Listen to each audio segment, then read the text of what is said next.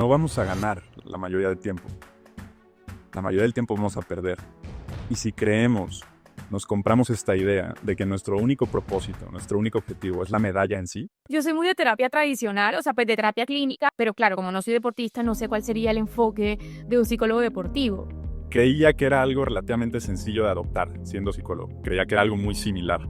Que nada más era, en vez de que se sentara una persona con problemas de pareja, se iba a sentar a hablarme sobre el deporte. Creo que una de las grandes propuestas que siempre intento tener en mi trabajo, de las grandes marcas que siempre intento dejar, es que la gente sepa lo importante que es el deporte en nuestra vida. La vida tiene obstáculos, lo importante es estar preparado y tener herramientas para pasarlos y aprender de eso, porque esos obstáculos seguramente te van a dejar algo, seguramente.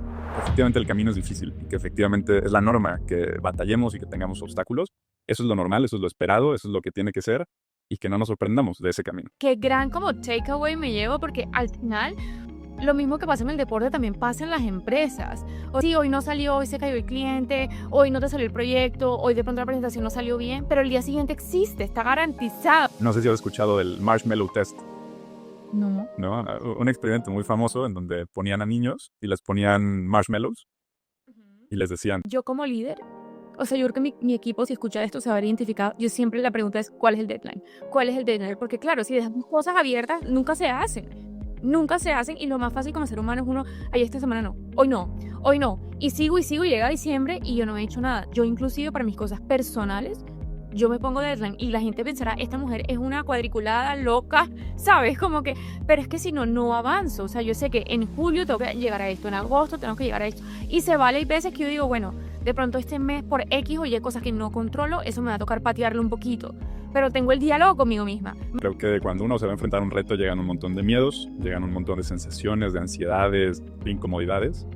Y creo que una de las cosas que vas entendiendo como atleta es que uno se puede preparar para esas situaciones. Uno se entiende que el fracaso es parte de, que entiende que hay un después, que hay un mañana, que hay una siguiente oportunidad. En muchos casos, la mayoría de los casos, hay una segunda oportunidad. Pero es que es totalmente cierto, es lo que tú decías, cada quien cree que es ganar el partido. No es ganarlo, es permanecer ahí. O sea, a pesar de que lo perdiste, pues estás ahí, sigues haciendo lo que te lleva a tu propósito, te siguen divirtiendo o buscando. Bienvenidos a un nuevo episodio de The Mindset Journey, el espacio donde hablamos de salud mental, propósito y bienestar integral en la vida profesional. Hoy tengo un invitado muy especial. José Carlos es creador de Óptimamente, un proyecto que entrena la mente de atletas de alto rendimiento para llevarlos a su mejor versión, no solo en lo físico, sino también en lo mental y emocional. En este episodio vamos a hablar de eso que muchas veces olvidamos mientras perseguimos el éxito: la mente como nuestro principal músculo. Hablamos de disciplina, enfoque, propósito, bloqueos internos y cómo trabajar la mente para sostenernos cuando el cuerpo, el entorno o las emociones tambalean. No se trata de competir con otros, sino de entrenar tu mentalidad para acercarte al potencial que ya sabes que tienes. José Carlos, bienvenido, y es un honor para mí tenerte en este espacio. Igualmente, Daniela, muchísimo gusto de conocernos y estar acá en el programa, a ver qué podemos platicar y aportar. José Carlos es mexicano, es nuestro primer invitado internacional que tenemos en el podcast, entonces muy chévere, gracias nuevamente por estar aquí. Cuéntanos un poquito de ti, cuéntanos cómo empezaste este proceso como psicólogo deportivo. Bueno, Daniela, yo digo, un poquito hablando sobre los papeles que tenemos, soy psicólogo, hice mi licenciatura que llamamos acá de psicología y después en algún momento donde decidí que la psicología tal vez no era lo que más me gustaba, afortunadamente encontré el rescate en la psicología deportiva, que era algo que yo no sabía que existía, y cuando estaba a punto ya de desistir tal vez de la práctica psicológica normal, clínica, me encontré con todo este mundo de la psicología deportiva y me enamoré de este campo, y desde entonces me he dedicado al 100% en trabajar con atletas y en trabajar con gente que esté interesada en la parte deportiva o el entrenamiento mental para o en el deporte. Sí, yo fui deportista toda la vida, desde que tengo memoria me recuerdo en algún lugar de deporte, tanto haciendo natación, karate, taekwondo, fútbol, de todo tipo de deportes, hasta más o menos los 11 años, en donde encuentro el hockey sobre hielo, que fue como mi pasión más grande hacia el deporte y el deporte que más practiqué. Desde entonces he hecho ese deporte, hockey sobre hielo. Llegué a un buen nivel, a nivel rendimiento. Fui parte de la selección nacional de acá de México y hice este deporte a buen nivel. Y fue ahí donde empecé a darme cuenta un poquito de lo importante que era la cabeza. Yo en ese entonces no tenía ni idea de la psicología del deporte, no sabía que así se llamaba. Sin embargo, pues intuitivamente buscaba hacer algunas cosas que me podían mejorar el rendimiento. Sabía que si pensaba ciertas cosas, o si hacía ciertas cosas antes de los partidos, encontraba sensaciones diferentes, rendimiento distinto. Y fue ahí más o menos un par de años después donde me enteré de esto de la psicología deportiva y donde todo empezó como a encajar. Y bueno, desde hace ya 10 años más o menos que me dedico a esto y es un trabajo que me encanta, que me apasiona muchísimo porque me da mucha satisfacción diaria. Qué increíble porque sobre todo tú lo viviste, ¿no? A veces ayudar a los demás cuando uno no lo ha hecho, no, de pronto no es tan empático como tú que pues también estuviste en el lado del deportista. Claro, sí, creo que es una de las ventajas que tengo, que yo ya estuve ahí, que yo lo practico actualmente, que muchas de las sensaciones o de las cosas que escucho de otros deportistas, pues las he sentido también y a veces es más fácil ayudar desde ese lado, como dices. Claro que sí. Y un poquito como por curiosidad, ¿la psicología deportiva es también como un estudio? O sea, después de hacer tu psicología clínica, ¿tienes que hacer otra psicología deportiva? ¿O cómo te diste cuenta que eso existía? Sí, justamente yo en la carrera de psicología tuve alguna clase con un psicólogo deportivo, Jorge Martínez, que me abrió el mundo, me hizo darme cuenta que había muchos otros campos de la psicología. A veces cuando uno está en la carrera piensa que ya lo va sabiendo todo, ¿no? Y que está a punto ya de ser experto en lo que hace.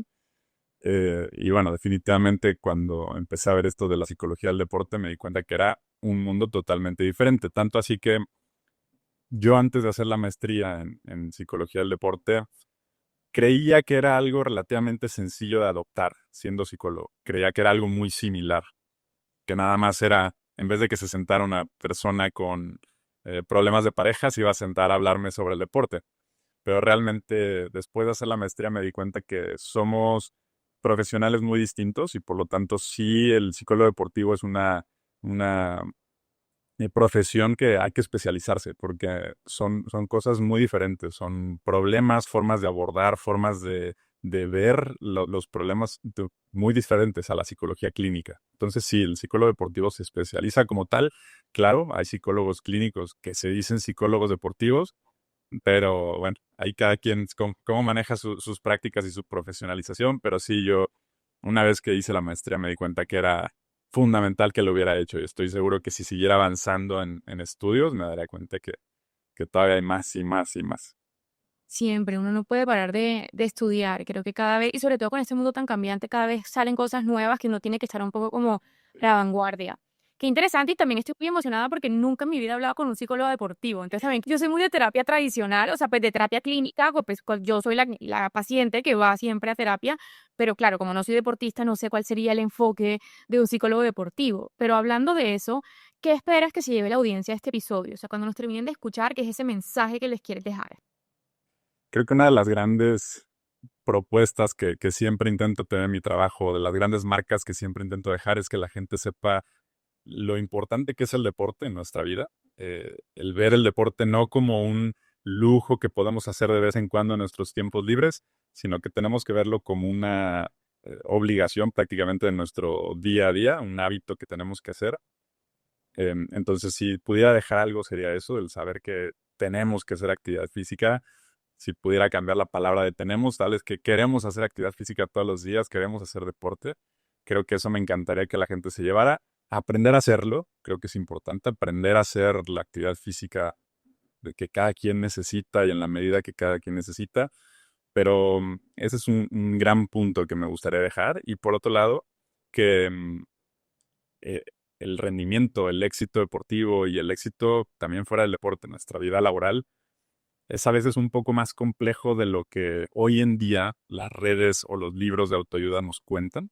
Y creo que eso es uno de los grandes mm, los problemas que a veces tenemos que discutir mucho para no sentir que estamos haciendo mal, no sentir que nuestro camino tenía que haber sido más fácil de lo que está haciendo, sino que efectivamente el camino es difícil y que efectivamente es la norma que batallemos y que tengamos obstáculos. Eso es lo normal, eso es lo esperado, eso es lo que tiene que ser y que no nos sorprendamos de ese camino. La vida tiene obstáculos, lo importante es estar preparado y tener herramientas para ¿sabes? Como para pasarlos y aprender de eso, porque esos obstáculos seguramente te van a dejar algo, seguramente. Totalmente, siempre dejan, siempre dejan. Qué chévere y qué positivo. Y cuéntanos de Óptimamente, o sea, ¿cómo nació Óptimamente? ¿Nació en Instagram o nació por fuera y después terminó siendo una comunidad en Instagram? ¿Cómo la fundaste? Nació en Instagram, en plena pandemia, cuando uno da ese paso por agarrar las redes y decir, bueno, quizá algo de lo que pienso, algo de lo que digo, alguien más querrá escucharlo. Y uno se anima a empezar a subir material, contenido. Y nace ahí, nace como una forma de simplemente desahogar mis ideas y decir lo que pienso, decir un poquito lo que hago, porque como tú, la mayoría de gente nunca ha escuchado a un psicólogo deportivo, no sabe lo que hacemos. Y, y así empieza últimamente a ser como un lugar para yo soltar algunas ideas. Poco a poco va siendo ya mi principal fuente de exponer lo que hago y la principal fuente de atraer gente a que se anime a trabajar con psicólogos deportivos, que cree en la psicología deportiva y va tomando cada vez más forma. Ahorita estamos en un proceso también de, de darle otra forma, siempre en un cambio constante, pero sí, afortunadamente ha crecido mucho. Eso he visto, y qué chévere porque también es de valientes ponerse ahí y empezar a hablar de lo que uno cree, porque pues es lo que tú crees, ¿no? Al final después uno no sabe si la gente le va a gustar o no le va a gustar, pero mira, 5 años después tienes una comunidad casi de 100.000 seguidores y pues te apasiona lo que haces, has ayudado a muchísimos atletas, qué chévere. Lo más importante era el primer paso y lo diste pues en la pandemia. Sí, sí, sí, gracias. Realmente muy difícil. Yo no soy una persona que me gustaba estar frente a la cámara y grabarse y no se me da tan fácil. Pero como decíamos al principio, esto es la vida y así tiene que ser difícil. Es incómodo, o sea, para mí tampoco es fácil grabarme y estar exponiendo videos ahí, es incómodo, o sea, yo te voy a confesar algo, no sé si te pase, tú llevas 5 años, yo llevo 3 meses, entonces estamos diferentes, pero a mí todavía cada vez que publico un video me da cringe, no sé si conozcan esa palabra, como Sí. solo quiero publicar, me siento avergonzada de mí misma, no quiero ver quién lo ve, no quiero nada, pero digo, igual lo toca hacer. Exacto. A mí me pasa después de 5 años de hacerlo muy seguido, también me sigue pasando. Creo que hay poca gente que realmente se le da fácil y disfruta hacerlo al 100%. Creo que la mayoría somos un poquito más reacios y nos cuesta trabajo y tenemos que dedicarle energía. Sí, Total. Pero bueno, lo importante es hacerlo y eso es lo que estamos haciendo en estos momentos. totalmente, dar el paso. Total. Ya nos contaste que, bueno, tu vida como atleta o como deportista, pero ¿cuál fuese como ese momento o ese primer acercamiento que tuviste como con el rendimiento desde lo psicológico? Yo creo que el primero y que tengo muy claro fue siendo atleta. Algún mundial que pude asistir, recuerdo muy claramente cómo hice consciente estos procesos que tenía que hacer antes de un partido para rendir mejor y que afortunadamente ese día dieron frutos.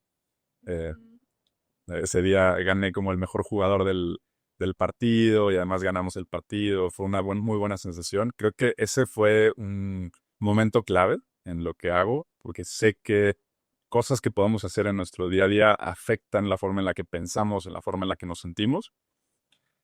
Luego ya como profesional, mi primer acercamiento fue con este profesor, Jorge Martínez, quien me daba la oportunidad de asistir a sus consultas y donde yo podía ver cómo era esto de trabajar con deportistas y ver cómo se diferenciaba de la psicología clínica tradicional, cómo él era un poco rebelde, es un poco rebelde en los estándares de un psicólogo, hacía todo lo contrario a lo que nos decían que teníamos que hacer en la escuela. Pero eso me gustó que pude ver que la psicología deportiva era un poquito distinta, que ciertos parámetros que nos dicen como psicólogos, que no sé si tú lo habrás notado con psicólogos a donde vas, que te dicen, por ejemplo, el tema de la relación con tus pacientes. El psicólogo clínico es muy cerrado, a veces ni siquiera habla en la consulta y te deja a ti hablar todo el tiempo. Y ciertas reglas que en la psicología clínica eran muy tradicionales, pues la psicología deportiva buscaba romperlas. Entonces yo creo que esos primeros acercamientos fueron los que me hicieron encantarme un poco más de esta parte. Qué chévere. Y bueno, yo quiero que nos metamos un momento en tu cabeza atleta, en ese partido que jugaste y esos procesos que te organizaste. ¿Qué son esos procesos? O sea, ¿qué pasaba por tu mente antes de ese partido, durante y después? Ujú.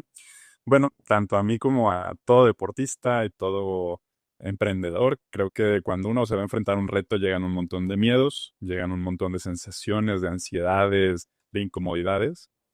Y creo que una de las cosas que vas entendiendo como atleta es que uno se puede preparar para esas situaciones. Uno se puede preparar tanto haciendo ciertas rutinas, ciertos hábitos, ciertas prácticas, que lo van, como decimos vulgarmente, lo van mentalizando, ¿no? Uno se va mentalizando a lo que va a hacer. Y a veces eso no es nada más pensar que uno va a ir, sino a veces es meditarlo, a veces es escribir alguna cosa. En mi caso era ver algunos videos que me hacían sentir un poquito más prendido. Pero todas esas prácticas que te hacían darte cuenta que cambiaba tu estado de ánimo o que cambiaba tu sensación de energía. Que uno no iba a un partido y era un día casual y simplemente jugaba y listo, sino que tenía que haber una preparación, ¿no? Entonces, esas prácticas hoy en día las entiendo y hoy entiendo por qué funcionan y cómo se estructuran, pero temas de la rutina, ahora muy conocido, todas las rutinas previas a una competencia, que digo, tienen muchos detalles las rutinas de los atletas, pero que creo que en el mundo del emprendimiento y en el mundo de un empresario común es igual. Uno se prepara, por ejemplo, para nuestra conversación ahorita, uno tiene una preparación, uno prepara ciertos detalles y se mentaliza para platicar, ¿no? Y lo mismo sucede en el deporte a un nivel similar. Ya. Y durante, entonces, ok, me imagino que tú hacías tu rutina, hacías tu meditación, veías tus videos, preparabas un poco tu mente, me imagino, para tener una pues, mente ganadora, valga la redundancia, y llegas al campo de juego y qué siente un deportista ahí cuando se está jugando la vida. Afortunadamente yo no me jugaba la vida tanto. Si no es la vida, estoy exagerando, pero para ustedes es como si fuera la vida. Sí, sí, para nosotros, claro, para el deportista es súper importante, ¿eh? Un buen partido. Es una sensación de euforia total y de estar vivo. Creo que todo deportista cuando está ahí metido en un partido piensa muchas cosas y pasan muchas cosas por la cabeza, pero realmente no es tan consciente de lo que está pasando. No está más en piloto automático, ¿no? Pero Ok. es una sensación que todo el mundo, bueno, casi todo deportista siente como muy agradable. Uno está en este estado de fluidez. En el estado de flow, como dicen, eso también se Claro. puede alcanzar a nivel profesional, o sea, cuando muchas veces cuando tú estás conectada con lo que estás haciendo, estás en un estado de flow que de verdad no eres consciente, pero todo te fluye y lo que hacías en, no sé, 5 días antes, en 2 horas lo sacas. Claro. Y esa sensación es lo que siente un deportista, claro, con mucho más energía, con mucho más cansancio, con mucho más dolores, pero es una sensación muy agradable, muy adictiva. Y después, así, salga bien o salga mal, porque menos que si sale bien es una euforia total, o sea, pero si sale mal, le diste todo en la cancha, te preparaste, tuviste todas esas rutinas previas, en el momento tuviste la euforia, la energía, lo diste todo, pero salió mal. ¿Qué se siente? Curiosamente, tanto yo como ahora con mi experiencia he visto que cada quien interpreta muy diferente el después. Y quizá ahorita lo hablamos un poco más, pero justo es una de las diferencias de quizá un atleta de alto rendimiento a una persona que no hace deporte. El cómo un atleta entiende lo que pasa después.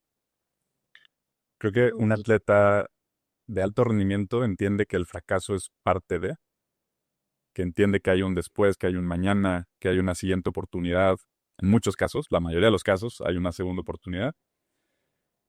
Y entonces la sensación después de un mal partido, porque también es importante decir, en el deporte la mayoría de partidos se pierden. Como deportista, la mayoría de partidos los pierdes. Intuitivamente creo que está en nuestra raíz saber que eso va a pasar. Ok. Pero en mi caso particular, creo que desde chico entendí que había un día siguiente y había un partido después y había otra oportunidad y el fracaso dolía.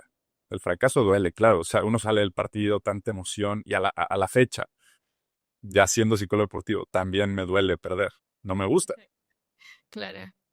Pero creo que uno al poco tiempo se recupera, se tranquiliza, incluso encuentra la forma de usar eso como energía y como motivación para lo siguiente. Y esa pequeña diferencia creo que es importante ahora que hablemos sobre estas características quizá del deportista de éxito, de alto rendimiento.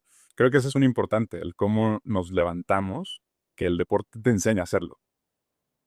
Wow. O sea, qué gran como takeaway me llevo, porque al final lo mismo que pasa en el deporte también pasa en las empresas. O sea, tú defines el otro día. Sí, hoy no salió, hoy se cayó el cliente, hoy no te salió el proyecto, hoy de pronto la presentación no salió bien, pero el día siguiente existe, está garantizado. De pronto inclusive ni siquiera en la misma empresa, pero eventualmente volverás a otra empresa donde tendrás otra vez la oportunidad.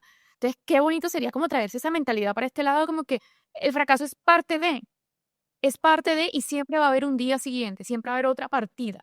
Exacto. Oh, Y es parte de, incluso es necesario. Necesario ese fracaso porque nos enseña cosas. Siempre y cuando alguien nos haya enseñado o aprendamos a verlo de esa forma. Porque no es algo que traemos por default en nuestra naturaleza, ¿no? Creo que es un proceso consciente que tenemos que aprender de alguna manera. Pero sí, tenemos que aprender a ver así el fracaso. pero eso es lo bonito que lo que estás diciendo que se puede aprender. No es como que ay, a mí me tocó. A mí no me no por, ¿sabes? Por mis genes no me tocó aprender a fracasar. Que ahí viene mi próxima pregunta, ¿qué crees que separa a esas personas que logran como resultados extraordinarios del resto? Yo creo que sigo buscando esa respuesta. Como, como, pues como científicos que intentamos ser, siempre estamos buscando esas cosas que pueden tener las personas que las haga diferentes para opción A, buscar esas personas y traerlas a nuestros clubs o buscar ese talento, ¿no? Que tenga esas características. O opción B, entrenarlas. Decir, estas características separan al resto, pues entonces hay que entrenarlas nosotros. Es muy compleja la pregunta. Creo que voy a ir desde el fondo hasta lo superficial. ¿Sí? Ok. Yo lo que he aprendido es que el éxito o la gente que tiene éxito, primero que nada, tiene un contexto diferente. Para empezar, importa en dónde nace uno. Importa su genética. De hecho, importa más de lo que nos gustaría. Los genetistas, los que se encargan de estudiar esta parte, hay una frase muy famosa que dice, si quieres ser medallista olímpico, escoge a tus papás. Escoge bien a tus papás. Sí, Eso es imposible. exacto. Hay muchas características del éxito que no podemos controlar. Y esto creo que es importante verlo, para no creer que el éxito solo es cuestión de fuerza de voluntad. Lamentablemente hay muchas cuestiones en el éxito, sobre todo en el éxito deportivo, que, que están influidas por cosas que no estaban bajo nuestro control desde incluso antes de que naciéramos. Y eso es desafortunado, pero hay que aceptarlo. ¿Dónde nacimos? ¿Quiénes son nuestros papás? ¿Con quiénes nos juntaban cuando éramos chicos? ¿Quiénes eran nuestros entrenadores? ¿Qué tanto nuestros padres nos inculcaban la costumbre o la cultura del desafío? Y esto es un punto importante en donde creo que sí ya podríamos empezar a dejar cosas que controlamos, sobre todo aquellos que son padres o que tienen gente a quien puedan influir. ¿Qué tanto se influye el desafío en estas personas? Esto es importante porque sabemos que eh, deportistas que tuvieron una vida con mayor desafío, en la medida de cada quien, ¿verdad? Porque cada quien tiene una vida muy distinta, con desafíos totalmente distintos. Pero en la medida que la gente fue desde chica creciendo en un ambiente de desafíos, ya influye en el éxito actual. Entonces, eso en lo profundo y, como decías, quizá en lo incontrolable.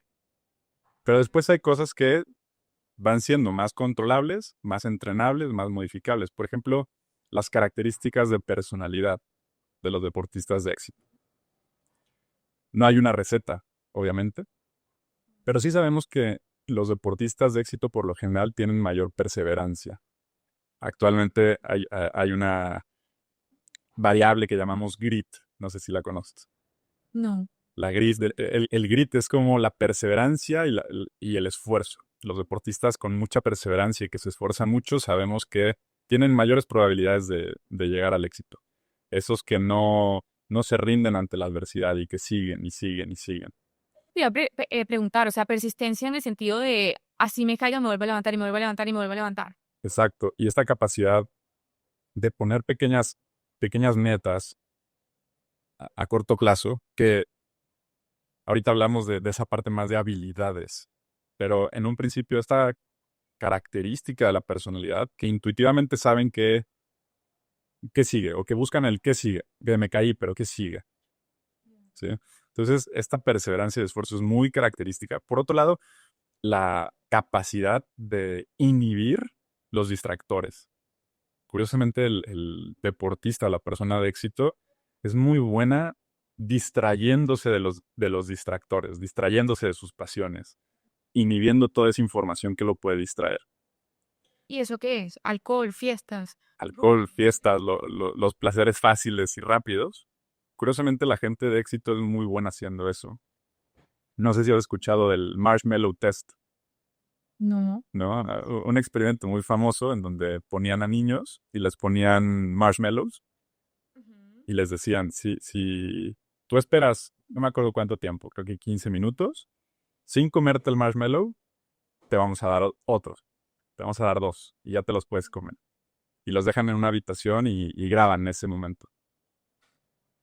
Y se dan cuenta, bueno, la hipótesis en ese entonces era que aquellos que lograban permanecer sin comerse el marshmallow iban a tener más éxito. Y de alguna manera se fue comprobando, no recuerdo bien los datos, pero se fue comprobando que esos niños que tenían más control para inhibir su antojo de comerse el marshmallow, tenían más éxito en la escuela, en sus trabajos, en el deporte, porque tenían la capacidad de inhibir ese impulso.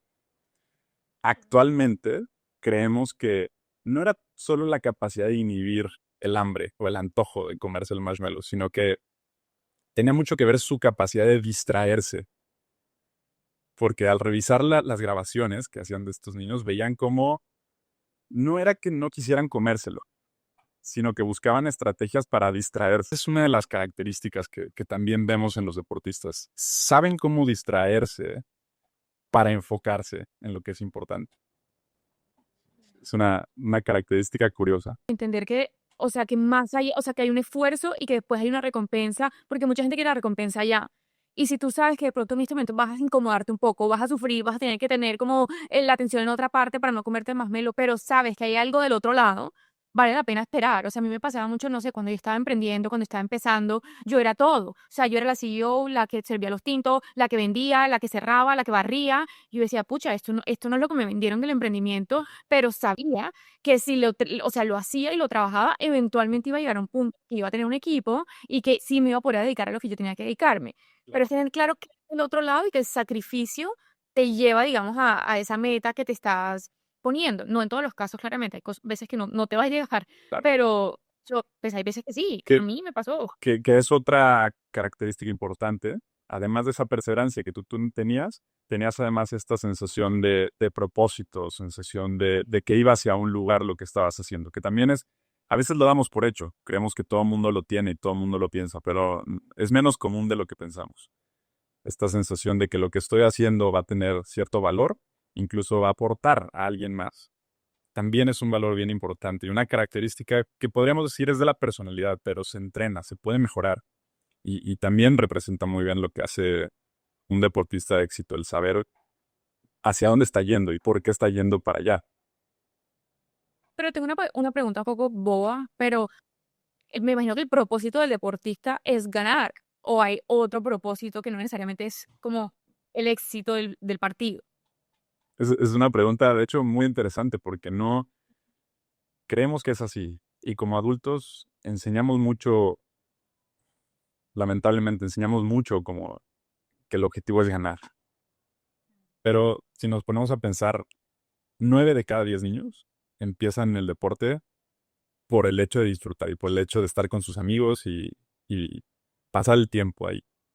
De hecho, cuando somos niños no tenemos el concepto de ganar, no lo queremos. Ya. Y para el deportista, ya adulto o adolescente, adulto, recordar eso es importante. Porque como te decía, no vamos a ganar la mayoría del tiempo. La mayoría del tiempo vamos a perder. Y si creemos, nos compramos esta idea de que nuestro único propósito, nuestro único objetivo es la medalla en sí, Vamos a ser infelices toda la vida. vamos a ser infelices y lo más probable es que pronto dejemos el deporte. Ya. ¿Sí? Cuando recordamos y hacemos este ejercicio de por qué hacía lo que hacía cuando empecé. Yo estoy hablando de deporte, pero tú me lo estás relacionando con el tema de emprendedurismo y pero creo que es el mismo punto. ¿Por qué lo empecé a hacer? Cuando recordamos eso es mucho más fácil em, mantenernos haciendo lo que hacemos. Y de alguna manera esa es la clave del éxito. Es permanecer en el juego, seguir haciéndolo, muchos años, muchos años, La muchos... clave del éxito es permanecer en el juego. Alguna parte Wow. importante, sí, sí, Claro, pero es que es totalmente cierto, es lo que tú decías, cada quien cree que es ganar el partido. No es ganarlo, es permanecer ahí. O sea, a pesar de que lo perdiste, pues estás ahí, sigues haciendo lo que te lleva a tu propósito, te sigues divirtiendo o buscando eso que te enciende a tu... exacto. Wow. Lo dices bien, que sigues buscando lo que te gusta, sigues buscando lo que te enciende. A todos nos gusta ganar, sí, pero creo que a todos nos gusta más esa sensación de flow que decíamos. Claro. Y mientras podamos seguirlo haciendo en nuestro día a día, estamos siendo exitosos, ¿no? Y si solo la meta es la medalla, o en el tema de un emprendedor, solo la meta es cerrar cierto número de clientes, cierto número de ventas, nos vamos a topar con pared. No sé si se diga así allá también. Nos vamos a encontrar una verdad eh, sorprendente cuando lo logremos y nos demos cuenta que seguimos siendo infelices o seguimos sintiendo que no es suficiente. Es que esa es la otra, porque no es solo ganar el partido, sino que muchas veces cuando te acostumbras a ganar 9 partidos, ya 9 no son suficientes, ahora quieres 10 y 11 y 12 y nunca vas a aprovechar esa ganancia que tuviste. Nunca. Es imposible. No, y creo que igual pasa exactamente lo mismo en el emprendimiento, en el trabajo. No sé, yo tengo mucha gente con la que trabajo que yo le pregunto, como, o sea, ¿qué día es ese día que te sientes bien? Cuando cierro un cliente, cuando llego al indicador. Yo le dije, pues tú misma te estás clavando el cuchillo en el cuello, porque claramente esos días son 2, 3 al mes y los otros 27 días que vas a estar esperando entonces que el cliente llegue, pero si no llega, entonces no vales, entonces no estás haciendo bien tu trabajo, entonces no estás ganando. No. Ese no puede ser el valor es estar en el juego. Exactamente. No, estamos en una cultura con demasiada calificación, con demasiada, ¿cómo decirlo? Demasiada métrica. Si no logras esto, entonces no cumples el objetivo. Que está bien. Ojo, tampoco estoy peleado con eso y sí necesitamos ciertos estándares, ciertos números, cierto número de medallas en el caso del deporte. Pero es un medio, más el fin. Qué valioso eso. Y en tus sesiones, José Carlos, ¿cuáles son, digamos, esos bloqueos mentales que te encuentras en tus pacientes? O sea, ¿qué es eso que bloquea a un atleta? Creo que el principal tema es este que estamos hablando, que el atleta llegue sin un objetivo, no sabiendo a dónde va. Es la raíz de la mayoría de nuestros problemas, creo yo. El no sabemos a dónde vamos o estamos yendo en un camino que no es acorde a nuestros valores, que no tiene congruencia con lo que para nosotros es importante. Pongamos un ejemplo para que sea un poquito más claro. Un deportista que quiere ganar, voy a ponerlo más extremo, ¿verdad? Un deportista que quiere que siente que tiene que ir a Juegos Olímpicos. Y dice, es que tengo que ir a Juegos Olímpicos porque para eso estoy entrenando y eso me dice mi entrenador y eso me dicen mis papás y por eso estamos gastando dinero para que yo me prepare. Y entonces en consulta tal vez preguntamos, ¿y eso es lo que tú quieres? Bueno, no. Yo nada más quería seguir haciendo deporte con mis amigos. Caso extremo, ¿verdad? Sí. Pero a raíz de esa incongruencia con los valores personales, lo que para nosotros es importante y los objetivos, creo que de ahí vienen la mayoría de bloqueos que nos enfrentamos. Porque de ahí se derivan, en el mundo deportivo, estrés de más, estrés de sobra al momento de competir, miedos enormes. Piensa en una gimnasta encima de una viga, ¿no? La viga a punto de hacer una acrobacia en donde corre en riesgo su vida, muerta de miedo porque la vayan a regañar a sus papás de no hacer bien el ejercicio o que el entrenador se vaya a decepcionar. Entonces, a raíz de esta incongruencia que te decía, creo que vienen la mayoría de bloqueos. Hay otros, ¿verdad? Hablando Creo- de ese, creo que es cuando tu vida dejas como que la molde otras personas y ni siquiera tú mismo te has detenido a pensar, yo qué quiero para mi vida, yo qué quiero ser. Y yo creo que ya llega un punto, bueno, cuando uno es más pequeño, creo que uno depende de los papás, pero llega un punto en que tú tienes que separar lo que quieren tus papás de lo que tú quieres para tu vida, o lo que quiere la sociedad, o lo que quiere tu primo, o lo que quiere, ¿sabes? O tu mismo jefe. Si no va como alineado con lo que tú estás buscando, no es lo que tienes que perseguir. ¿No? Y probablemente a raíz de eso vengan la mayoría de tus problemas. la mayoría de los problemas por los que después vas a ir a ver un psicólogo. Que deberías ir a verlo sin problemas, pero, o sea, como sin que algo te triggere ir, pero sí, entiendo. ¿Y qué otros bloqueos has como identificado en consulta? Yo creo que siempre esta sensación de no ser suficiente como deportista, de no haber hecho lo suficiente, es un miedo muy común. Regresando al ejemplo de una gimnasta, que va a hacer una acrobacia en donde corre en riesgo su vida. Ujú. Si existe este miedo y este bloqueo, pongamos muy entre comillas la palabra bloqueo. ¿Por qué bloqueo? Porque igual en los entrenamientos ni siquiera se está arriesgando a hacerlo. Por eso vamos a usar esa palabra. ¿Sí? Ok. Ese bloqueo viene de un miedo que es necesario. Porque si ese miedo no existiera y no tuviéramos la capacidad humana de sentirlo, probablemente esa gimnasta se arriesgaría a hacerlo y podría lesionarse. Ese miedo, en su medida justa y encapsulado de alguna manera, es necesario para que esa gimnasta entrene diferente o entrene más o entrene otras cosas que le ayuden entonces a sentir que el miedo está bajo control, Ya. ¿sí? Pero entonces el miedo no es lo que produce el bloqueo en sí, simplemente necesitamos reconocerlo y aceptarlo. Y sí, claro, entonces ya sabes qué es eso que te está bloqueando y te preparas de la mejor manera para que salga de la mejor manera posible. Si no te estuviera bloqueando, igual lo haces y puede salir mal porque no estás teniendo en cuenta unas medidas que te van a ayudar a que minimizar a que salga mal. Sí, ¿Estoy entendiéndolo bien? sí, sí, sí, sí. Y creo que en el deporte nos enseña eso. No, no se trata de eliminar los bloqueos nada más en la terapia, ¿verdad? En una sesión igual yo te puedo convencer que tú eres la mejor empresaria del mundo. Pero si después sales y te avientas a dar una conferencia porque saliste muy motivada de la plática que tuvimos, igual y te enfrentas con una realidad muy distinta cuando des la plática y te des cuenta que tal vez no dominabas el tema, no tenías las herramientas necesarias y eso te hunde más y te pone en riesgo más. Por lo tanto, había que haber escuchado ese bloqueo para, ok, siento que no soy tal vez lo suficiente, me voy a preparar un poco más. Por lo menos en mi caso particular, la manera en que yo gané confianza fue preparándome, o sea, mi primera presentación con un cliente, yo la practiqué 1000 veces antes. Una vez hice una presentación de un inversionista en Madrid, ¿te acuerdas?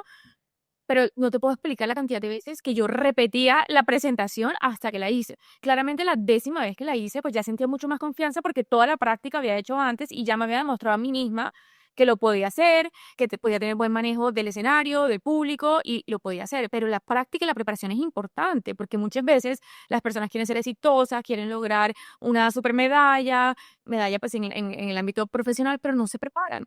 Entonces, pues eso no te va a salir bien. O sea, por arte y magia del Espíritu Santo no va a pasar. Exactamente. Por ejemplo, después de haberlo ensayado 10 veces esa plática, ¿te sentías plena de confianza y creías que ibas a dominar totalmente el escenario? Claro que no, seguía habiendo miedo, pero había un poco más de confianza y además habías usado el miedo a tu favor para entrenar, en tu caso. Y yo creo que llega un punto y también le pasará a los deportistas que te tienes que lanzar, ¿no? O sea, porque tampoco la preparación de por vida te puede funcionar. Llega un punto en el que tienes que decir, bueno, con lo que ya tengo y con lo que ya he hecho, tengo que intentarlo. Y a medida que va pasando el tiempo, pues te va volviendo cada vez mejor y vas perfeccionando esas cosas que te fallan. Y eso creo que es una diferencia entre el emprendedor y el deportista. El deportista tiene las fechas están ahí y él no las decidió, o la mayoría de deportistas no las decidieron. Nosotros podemos posponer y posponer y posponer. En el deportista tenemos esta deadline, tienes esta competencia, esta fecha, y o te avientas o te avientas, ¿no? Yo como líder, o sea, yo creo que mi equipo, si escucha esto, se habrá identificado. Yo siempre la pregunta es, ¿cuál es el deadline? ¿Cuál es el deadline? Porque claro, si dejamos cosas abiertas, nunca se hacen. Nunca se hacen y lo más fácil como ser humano es uno, ay, esta semana no, hoy no, hoy no. Y sigo y llega diciembre y yo no he hecho nada. Yo inclusive para mis cosas personales, yo me pongo deadline y la gente pensará, esta mujer es una cuadriculada, loca, ¿sabes? Como que, pero es que si no, no avanzo. O sea, yo sé que en julio tengo que llegar a esto, en agosto tengo que llegar a esto. Y se vale, hay veces que yo digo, bueno, de pronto este mes por X o Y cosas que no controlo, eso me va a tocar patearlo un poquito. pero tengo el diálogo conmigo misma. Me pido disculpas en caso de que me tenga que pedir disculpas, ¿sabes? Pero es que toca así, porque si no, uno no avanza. Exactamente. Esas deadlines en el mundo de las empresas creo que las necesitamos para vencer esos bloqueos, para forzarnos a vencer esos bloqueos y como tú dices, que llega un punto en el que te preparas, pero digas, ya es suficiente, necesito hacerlo así como está. Si no, nos preparamos años, años, años, años y nunca hicimos ese primer paso. Entonces sí, es una buena práctica que haces. Y esas personas que llegan a tu confort dicen, no puedo más, burnout total, ya esto no es lo mío, pero tú sabes que todavía pueden dar más. ¿Cómo los tratas? ¿Cómo los ayudas? O sea, ¿qué herramientas les puedes ofrecer? Creo que cada caso es muy particular, pero si tuviera que generalizar, creo que ya conociendo a las personas un poquito más, ¿verdad? Si me lo dicen en primer acercamiento no me atrevería a decirlo, pero en un principio intento mantenerlos ahí, intentando. Me interesa conocer cómo la gente, cuánto aguanta la gente intentando. Ya. Caso concreto, es muy común que llegue el deportista diciendo, ya no aguanto más, ya me quiero salir de este deporte, ¿no? Y mi pregunta es, bueno, ¿cuánto tiempo llevas intentándolo? No, pues una semana. Intentemos más, ¿no? No hay una fecha de cuánto hay que intentar. No, definitivamente cada persona es diferente. Pero primero que nada, intentemos más. Sintamos ese desagrado, ese obstáculo, ese estrés, sin miedo. Intentemos. Te doy las herramientas para que te sientas seguro en ese camino y que sea lo menos desagradable posible, pero no va a ser placentero. ¿Sí? Si seguimos intentando y no lo estamos logrando, entonces sí recomiendo de alguna manera el descanso. Y descanso no significa dejar de intentar, significa a veces dar un paso atrás e intentar desde otro lado. A veces con el deportista no le estoy diciendo que entonces deje su deporte y ya se aleje, pero a veces si por ejemplo, un golfista me está diciendo, ya no puedo más, no estoy mejorando, yo estoy harto de mi deporte, ok, vamos a practicar tenis 2 semanas, vete a jugar tenis un rato, ¿En qué lo sí, ayuda? O sea, sigue entrenando, pero ahora se desenfoca del problema y puede verlo desde otra perspectiva. ya. Como alejarse, Alejarnos, exacto. verlo desde otro ángulo. Claro, hay muchas estrategias y cada uno tiene que aprender cuál es su forma de alejarse, pero no alejarse para abandonar, sino alejarse para ver con perspectiva, verlo desde lejos. Porque la mayoría de nuestros problemas nos damos cuenta que son muy chiquitos cuando nos alejamos y encontramos soluciones más fácil. Total. Wow, esa está buena también para el mundo empresarial. O sea, cuando estás como súper metido en un problema, no encuentras la solución, de pronto si te va a dejar una vuelta, o si, no sé, apaga el computador por hoy, te empiezas a leer, seguramente el día de mañana o en los 2 días que vuelvas, ya seguramente tienes el ambiente más frescas, lo ves desde otra perspectiva, desde otro ángulo, y se te ocurre la solución que era tan boba, pero por estar tan metido como en el problema, no lo estabas viendo. Claro, primero diría, intenta darte unos minutos más, hablando así del emprendedor que está intentando resolver esta tarea, date unos minutos más de incomodidad. No desistas al primer momento de incomodidad. Sigue intentando.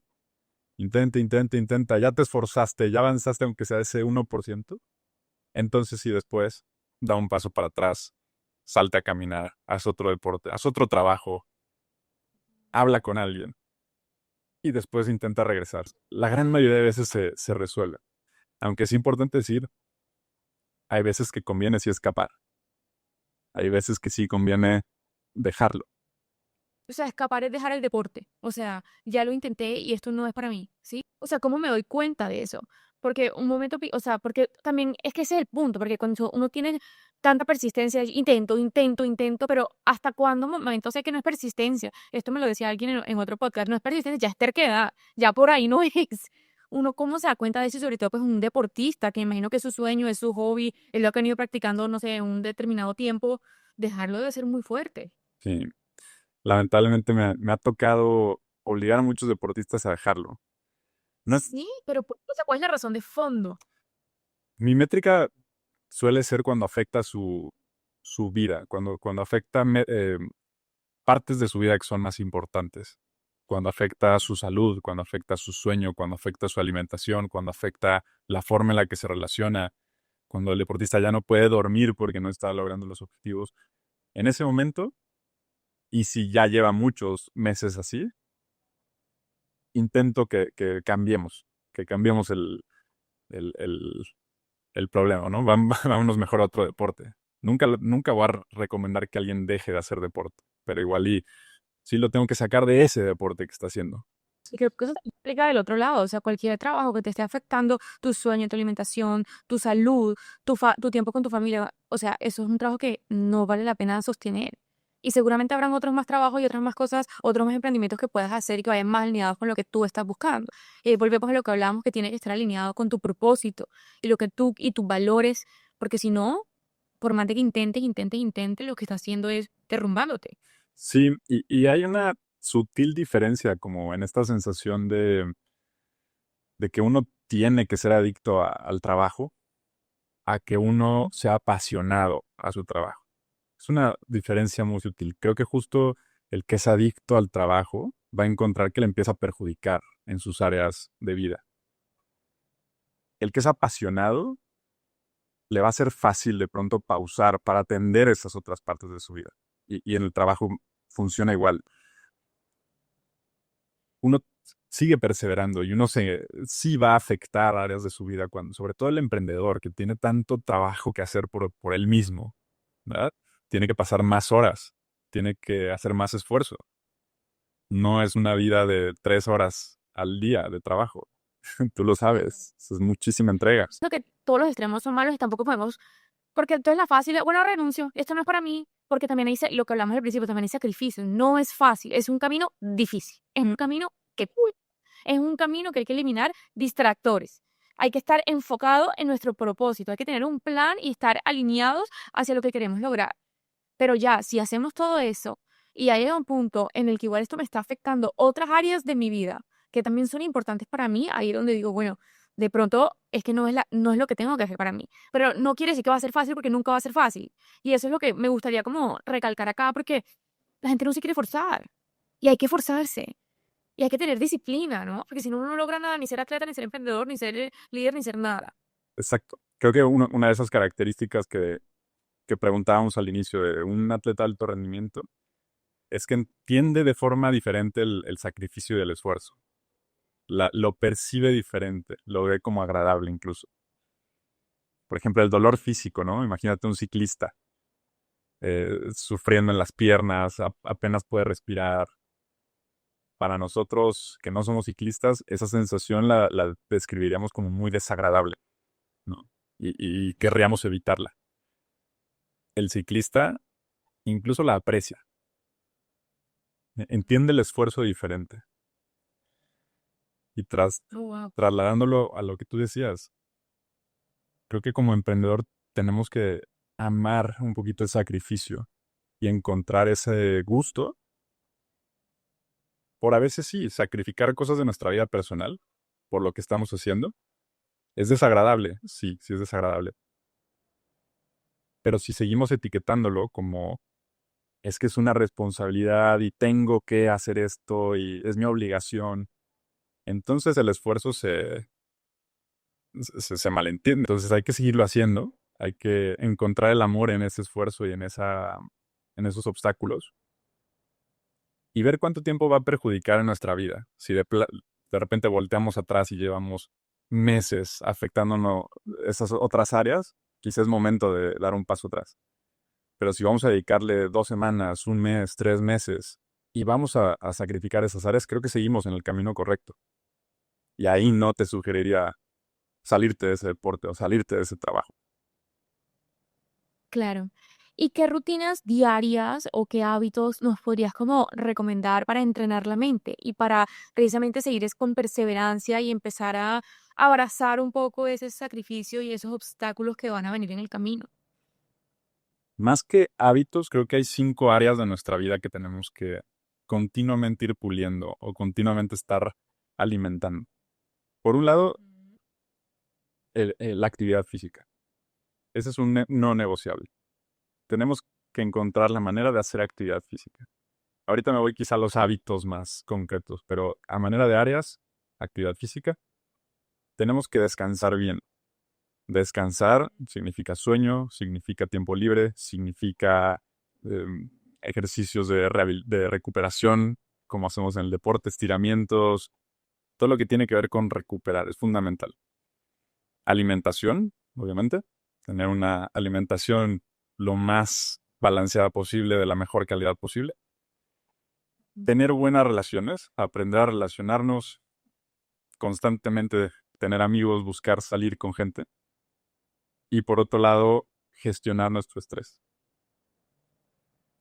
Esas 5 áreas creo que nos deben de llevar a nosotros mismos individualmente encontrar cuáles son los hábitos que nos van a ayudar a eso.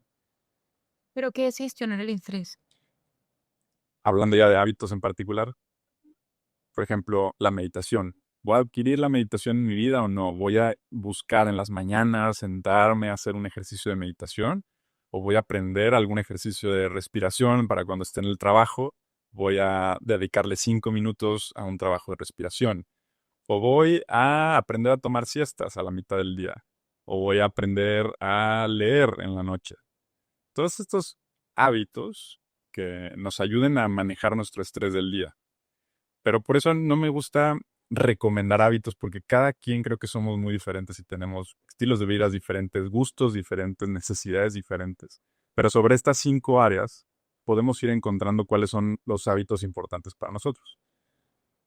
Igual y para ti, Daniela, salir a caminar es tu hábito para manejar el estrés.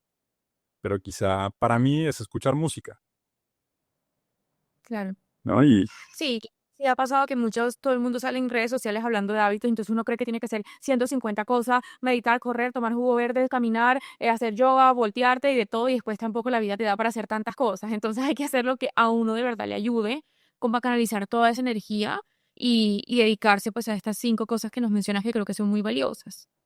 exactamente. Hoy en día vemos listas de hábitos y vemos gente sumamente obsesiva con hábitos que ni siquiera entienden para qué son, ni si los necesitan o no, y acaba generando más estrés de lo que les benefician. Pero creo que si nos movemos un poco en las áreas y vemos qué estoy haciendo yo, qué me gusta hacer a mí para alimentar, por ejemplo, la parte social. Ah, bueno, de ahí puedo encontrar mis propios hábitos. Y que tampoco, al decir hábitos, a veces nos imaginamos que van a ser cosas que tenemos que hacer ya toda una vida y todos los días palomear que lo hicimos. Pero lo que vemos, y últimamente platico mucho con los deportistas, es que los hábitos van y vienen. De pronto, en esta parte social, mi hábito es, sí, voy a llamarle a mis amigos una vez a la semana, pero quizá en 3 meses, para cumplir esa área social, mi hábito va a cambiar y va a ser mejor organizar salidas con otro tipo de personas y vamos a ir siempre reformulando nuestros hábitos. Pero si queremos copiar recetas de hábitos, lo único que nos vamos a encontrar es que nos saturamos y nos causan más ansiedad y creemos que la vida es rígida. Y ahí también conecta lo que hablábamos antes, que si no tienes claridad y por qué haces las cosas, no tienes un propósito, pues lo que haces no va a estar conectado con lo que quieres lograr. Entonces terminas llenándote de hacer un montón de cosas, pero no estás logrando el bienestar o el objetivo que quieres y ahí es donde te frustra, viene la ansiedad, viene el estrés y todo lo demás. Exactamente, no hay recetas. Oh, wow. José Carlos, de verdad que esto ha sido espectacular. Muchísimas, muchísimas gracias por estar acá. Si yo me llevo varias cosas, me llevo la frase que más me gustó, fue la que hablamos en un principio, que el éxito no es ganar el partido, es seguir en el juego. Que este camino no es fácil, no va a ser fácil, los obstáculos van a estar, pero lo importante es que estés alineado con tu propósito para que lo que sea que estés haciendo, lo que sea que estés atravesando, tengas claro qué hay del otro lado y tengas la resistencia y la persistencia de seguir intentándolo día tras día. Exacto. Y que pues ya claramente llega un momento en el que si ya después de intentarlo mucho tiempo y te está perjudicando otras áreas importantes, pues también es de valientes dar un paso al costado o buscar otro trabajo o buscar otro deporte o buscar otra manera, porque sí, porque no tampoco es casarse con una cosa y hacerlo porque hay que hacerlo y ya está. Ujú. Y sí, tenemos 5 partes de nuestra vida como en orden. Vamos a ver si me las aprendí. Hacer ejercicio, movernos, mover nuestro cuerpo, alimentación, descanso, manejo del estrés y tener vida social. Exacto. Y a raíz de esas, cada quien encontrar los hábitos, prácticas, ejercicios que más le gusten, que más le funcionen, que más fáciles sean para alimentar esas áreas. Espectacular. Muchísimas gracias por estar aquí. Ojalá no sea la primera, sino que vengan muchos más. Admiro mucho tu trabajo como psicólogo deportivo. Aprendí muchísimo hoy. Es la primera vez que he tenido una conversación así. Entonces me la llevo en el corazón. Muchas gracias, José Carlos. Gracias a ti, Dani. Un placer y un orgullo hasta haber sido parte de tu proyecto.